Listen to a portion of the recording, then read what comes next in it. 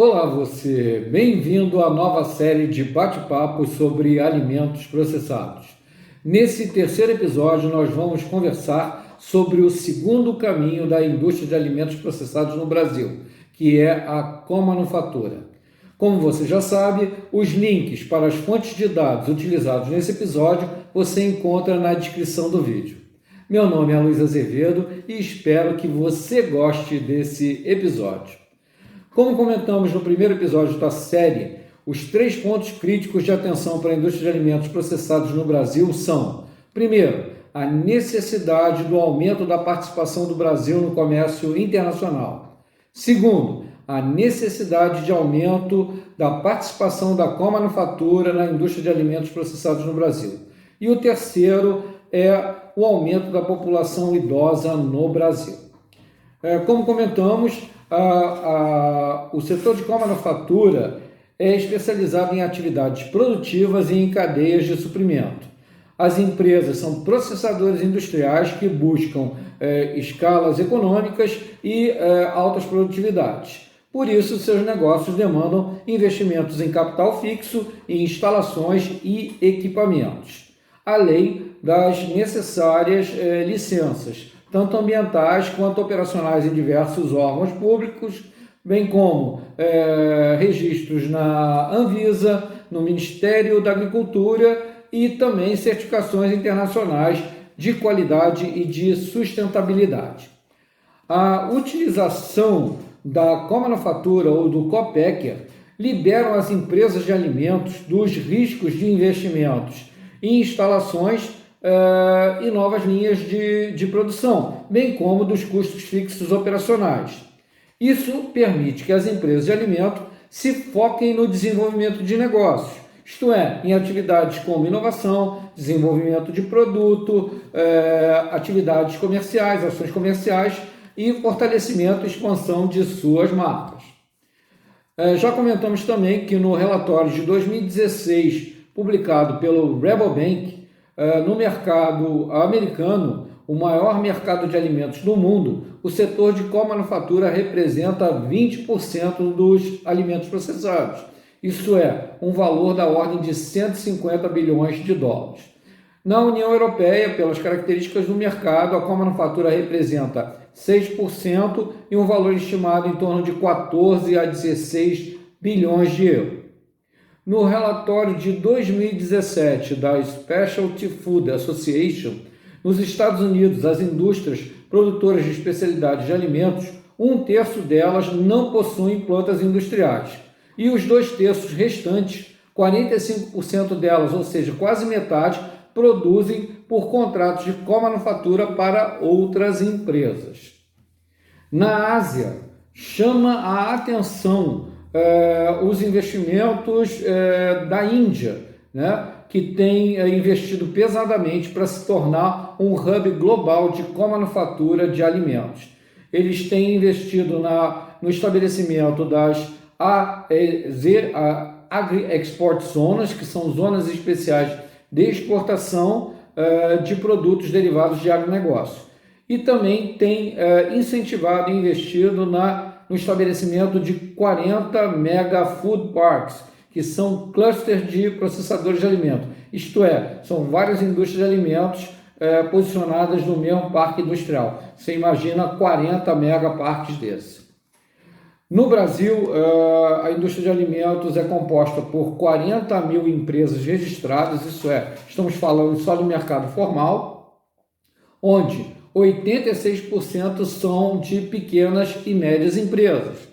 O faturamento do setor foi da ordem de 650 bilhões de reais em 2018, sendo que 81% veio de alimentos processados e 19% da área de bebidas. Porém, como podemos observar no gráfico do slide, com dados da pesquisa conjuntural da ABIA, Associação Brasileira da Indústria de Alimentos, o setor tem sofrido fortemente os impactos da recessão no Brasil. A linha laranja nós vemos a taxa de crescimento da produção física ao longo dos anos, a linha azul nos mostra a taxa de crescimento do faturamento real, isso é descontado a inflação pelo IGP, E a linha vermelha nos mostra a taxa de ocupação da capacidade instalada, que em 2018 chegou no seu mais baixo ponto com só 68%. Isso significa 32% de capacidade ociosa. O que pode ser um problema pode também ser visto pela perspectiva de uma oportunidade para parcerias de comanufatura. Uma dessas possibilidades é a de contratos de fabricação de marcas próprias do varejo. No Brasil, esse setor tem se profissionalizado ao longo dos anos, relativamente ainda é pequeno em relação ao resto do mundo, mas tem um grande potencial. Vamos ver alguns dados disso. No gráfico do slide, podemos ver uma amostra dos dados do estudo da Nielsen, The State of Private Label Around the World, que mostra a grande participação das marcas próprias na Europa, por exemplo, onde a Suíça e o Reino Unido têm uma participação de 40% de marcas próprias de varejo. A Alemanha, a França e Portugal estão na ordem de 30%. Na América do Norte, os Estados Unidos, o maior mercado do mundo de alimentos, a participação é de 18% e no Canadá também 18%. Na América do Sul, nós temos a Colômbia com 15%, o Chile com 10%, a Argentina com 9% e o Brasil aí na metade com 5%. A média ponderada global de participação das marcas próprias está na ordem de 16,5%. Então, isso demonstra um grande potencial de crescimento para as indústrias processadoras de alimentos, tanto no mercado local de marcas próprias, que pode atingir o mesmo patamar da América do Sul, né? Bem como para exportação para marcas próprias internacionais, como nós já comentamos no segundo episódio sobre comércio internacional. No gráfico desse slide, nós podemos ver sobre dados do relatório Nielsen sobre o crescimento das marcas próprias do varejo ao longo desses anos. Então, ela mais do que dobrou. Ela saiu de um faturamento de 1,8 bilhões de reais em 2008 para 5 bilhões de reais em 2018.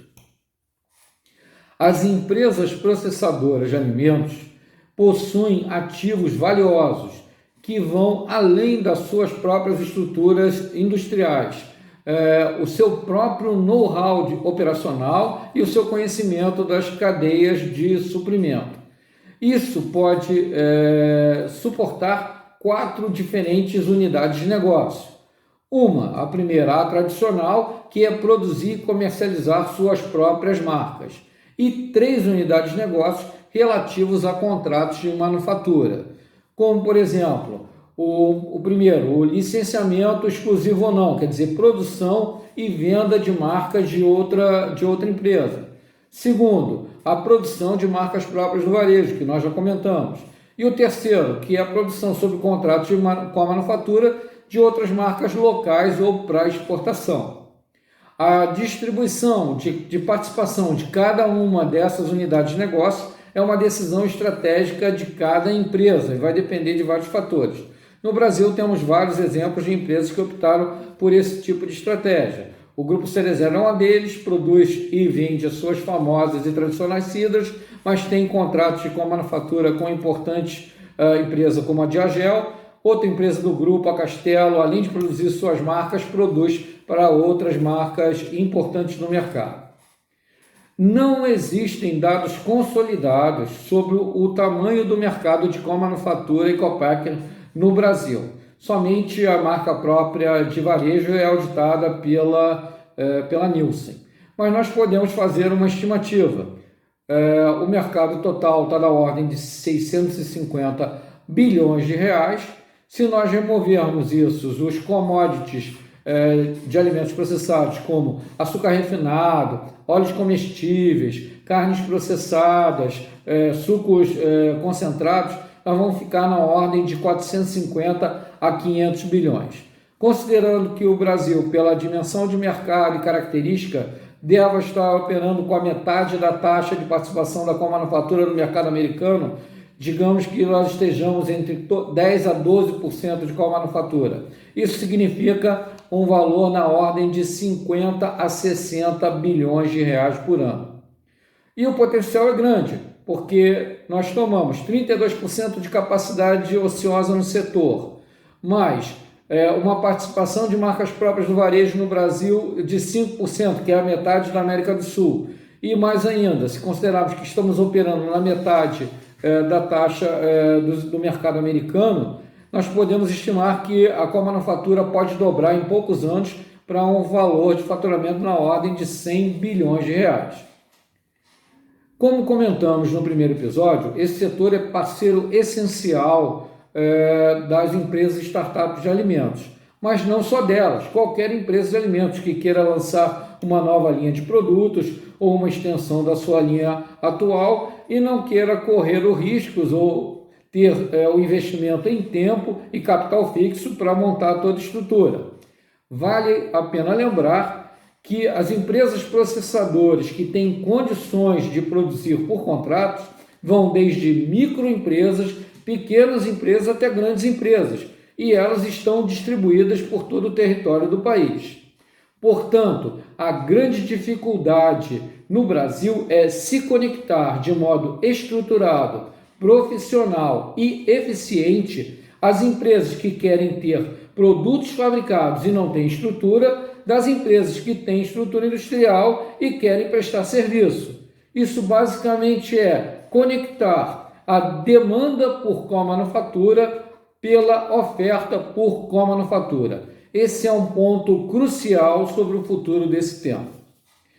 Com relação à parte de gerenciamento de pontos críticos de contrato de comanufatura, basicamente são 5 pontos. Então, faça o seu dever de casa, conheça seus objetivos de negócio, sua demanda, as características do seu produto.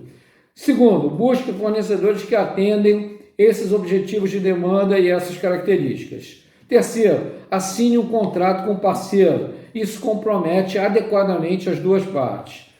Quarto, gerencie essa parceria de comanufatura como uma unidade de negócio. E quinto, como qualquer processo ou negócio, tenha um plano B em mãos para caso haja algum problema. Chegamos ao final desse episódio. Espero que você tenha gostado. No próximo episódio, nós vamos conversar sobre o terceiro caminho da indústria de alimentos processados no Brasil, que é a necessária atenção das empresas para a mudança no perfil etário da população brasileira ou do consumidor brasileiro. Meu nome é Luiz Azevedo e muito obrigado pela sua audiência.